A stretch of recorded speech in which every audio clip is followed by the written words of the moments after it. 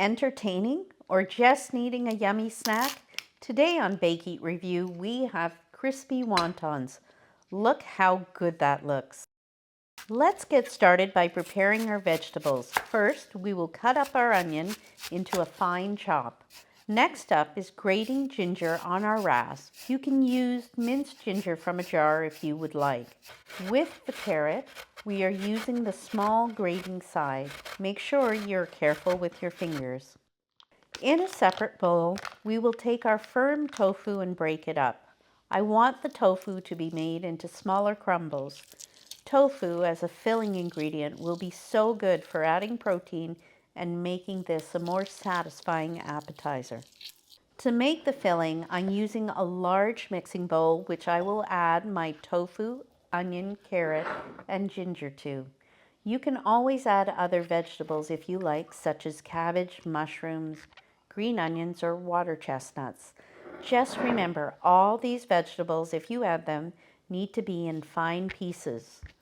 These small chopped vegetables will make the filling easier to handle when you're actually making the wontons. Tofu is neutral in taste.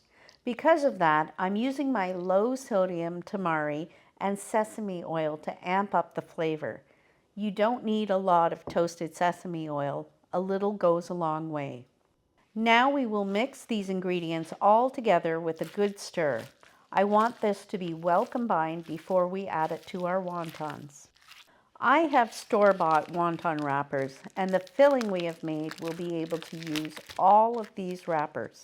Now, to put our wontons all together, first I'll brush the sides of the wrapper with water. This will help to act as a glue when we seal the wonton later. Next, I'll add about a spoonful of filling to the middle of the wonton. You don't want to put in too much, otherwise you won't be able to close it. I fold my wrapper into a triangle and then press the sides firmly together multiple times. I really want to make sure I have a good seal because I don't want it to fall out when we fry it. That's one down, about 40 to go. In my heated pan, I'm generously adding my vegetable oil. You want enough oil so they can lay flat, but not so much that it'll be covered. I use a medium heat, and when the oil is hot enough, I add my wonton triangles. I press down the sides with my spatula to make sure the edges are well cooked. Be careful the oil doesn't splatter you when you add your wontons to the pan. Flip the wontons when they are golden brown, and once again, make sure the edges are cooked. Be careful not to get splattered by the oil. Perhaps use a splatter guard. After you flip them, I find the edges sometimes curl to one side, and I'll push them down with a spatula to flatten them out just like this. When the wonton is fully cooked, remove and place it on a separate plate. Usually, I'll line that plate with a paper towel to absorb the excess oil.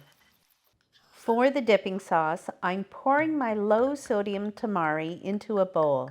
I will add my rice wine vinegar and then my agave. Just a little bit of whisking and it's done. This is an optional step because you might want to use a store-bought sauce or just soy sauce. If you do make my sauce, you can always adjust the ingredients to your taste. A few suggestions might be adding some water to the dipping sauce to dilute the salty taste even more, or adding sriracha to give it a bit of spice. Feel free to really make it your own. They look absolutely wonderful, crisp and golden and ready to eat.